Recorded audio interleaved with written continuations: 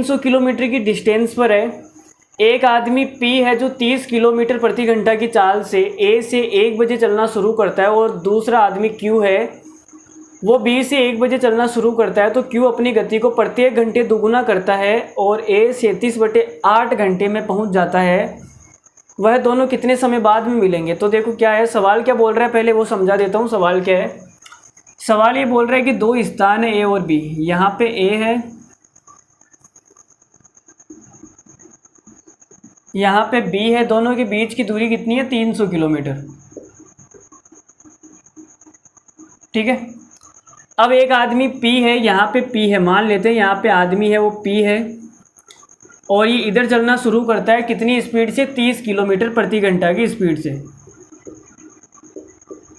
कितनी बजे शुरू करता है? 1 बजे। तो यहाँ पे 1 बजे शुरू करता है ये। ठीक है। फिर इसने क्या बोला है, दूसरा आदमी Q है और यहाँ पे एक आदमी है Q, ये 1 बजे चलना शुरू करता है। ये भाई साहब भी 1 बजे चलना शुरू करते हैं। तो देखो टाइम का तो कोई लफड़ा ही नहीं है, टाइम तो सेम है। ये भी 1 बजे चल रहा है और ये भी 1 बजे चल रहा है, तो मीटिंग टाइम आसानी से निकाला जा सकता है। तो आगे क्या बोल दिया है, Q अपनी गति को प्रत्येक घंटे दोगुना करता है। तो जो Q है ना वो अपनी गति को प्रत्येक घंटे दोगुना कर रहा है और A पर 37/8 घंटे में पहुंच जाता है। और जो ये Q है वो यहाँ पे कितनी देर में पहुंच जाएगा? 37/8 घंटे में। और इसका मतलब होता है 8 चौक 32 और ये 5/8 घंटे, 4 सही 5/8 घंटे। ठीक है, 4 घंटे तो पूरे पूरे हैं, लेकिन जो 5वां घंटा है ना वो 5/8 ये पूरा नहीं है। समझ गए? तो इतने टाइम के अंदर ये भाई साहब यहाँ से चल के शुरू करते हैं और यहाँ पे पहुँच जाते हैं। लेकिन जो मिलने का टाइम है वो तो कहीं बीच में आएगा भाई, इन दोनों का मिलन तो कहीं बीच में होगा ना। मतलब कि जो भी आंसर आएगा वो इससे तो कम ही आने वाला है।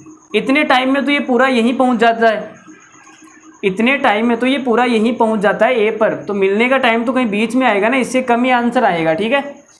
तो देखो सवाल में बोला है कि Q अपनी गति को प्रत्येक घंटे डबल करता है। मान लेते हैं कि Q की जो स्पीड है वो शुरुआत के अंदर है x किलोमीटर प्रति घंटा। कितनी स्पीड है? x किलोमीटर प्रति घंटा। तो ये दूरी कितनी चलेगा? आप बोलोगे कि सर जो स्पीड होती है ना वो 1 घंटे में चली गई दूरी होती है, तो 1 घंटे में ये भाई साहब x किलोमीटर चलेगा। ठीक है। अगली बार इसने स्पीड डबल कर दी तो कितनी कर देगा? 2x, तो दूरी भी 2x चलेगा। अब अगली बार कर देगा 4x, अगली बार कर देगा 8x और अगली बार कर देगा 16x। ऐसे जो इसकी स्पीड है वो प्रत्येक घंटे डबल होती जाएगी, लेकिन हम 16x तक ही लेंगे। देखो 4 घंटे तो पूरे पूरे हैं, 1 2 3 4, लेकिन जो 5वां घंटा है ना वो 5/8 है, तो दूरी भी 5/8 चलेगा। तो दूरी भी कितनी चलेगा? 5/8। तो 8 से ये कटेगा, 8 दूनी 16, 5 को 2 से गुणा करेंगे कितना आएगा? 10x। तो मुझे बताओ इस भाई साहब ने 4 सही 5/8 घंटे में टोटल कितनी दूरी चल ली? आप बोलोगे सर x 2x 3x, 3 और 4 7, 7 और 8 कितना हो जाएगा? 15, 15 और 10 25। तो जो इस भाई साहब ने टोटल दूरी चली है ना वो कितनी चली है? यहाँ पे लिख देता हूँ, टोटल दूरी चली है इसने 25x, और टोटल दूरी है कितनी? 300 किलोमीटर। तो यहाँ से x बराबर कितना आएगा? 25 से ये कट जाएगा, 4 तिया 12, 12, x का मान कितना आ गया? 12। तो जो इसकी शुरुआत में स्पीड थी ना वो कितनी थी? 12 किलोमीटर प्रति घंटा। शुरुआत में जो इस भाई साहब की स्पीड थी वो कितनी थी? 12 किलोमीटर प्रति घंटा। फिर 12 से 24, 24 से 48, 48 से 96, ऐसे डबल होती जाएगी प्रत्येक घंटा। ठीक है। अब हम देखते हैं कि कितनी घंटे के बाद में मिलेंगे। तो देखो मुझे एक बात बताओ, यहाँ से P इधर जा रहा है और Q इधर आ रहा है, तो जो दूरी चलेंगे वो इनकी स्पीड का क्या हो जाएगा? योगफल हो जाएगा। भाई रिलेटिव स्पीड यही तो होती है, एक इधर से आ रहा है एक इधर से आ रहा है, तो दोनों की स्पीड जुड़ जाती है। तो 1 घंटे में कितनी दूरी चलेंगे? इनकी स्पीड के योग के बराबर।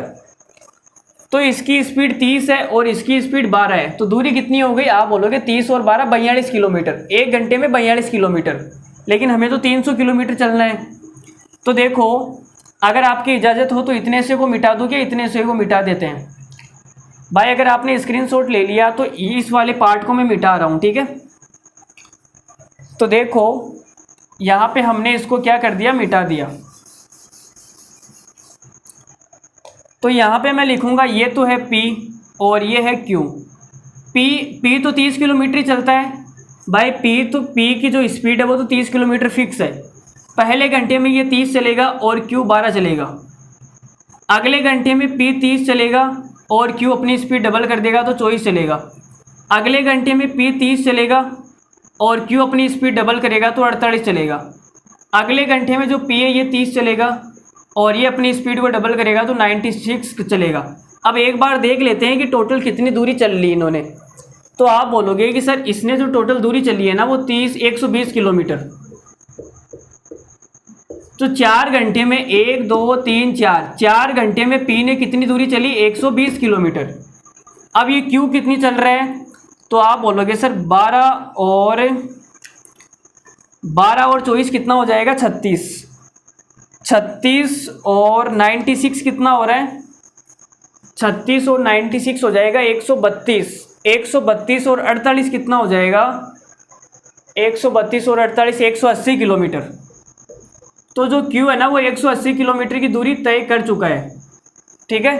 तो दोनों ने मिला के 4 घंटे में टोटल कितनी दूरी कवर कर ली, आप बोलोगे 120 और 180 टोटल कितनी हो गई, 300 किलोमीटर। और हमें टोटल चलनी कितनी है, 300 किलोमीटर चलनी है। इसका मतलब कि 4 घंटे में ये दोनों मिलके 300 किलोमीटर कवर कर लेंगे।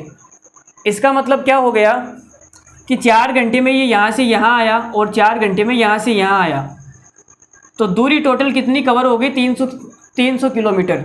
इसका मतलब कि इनका जो मिलन होगा वो 4 घंटे के बाद में हो जाएगा। तो कितने घंटे के बाद में मिल जाएंगे, 4 घंटे के बाद में मिल जाएंगे। तो हमारे सवाल का आंसर कितना आएगा, 4 घंटा, ठीक है।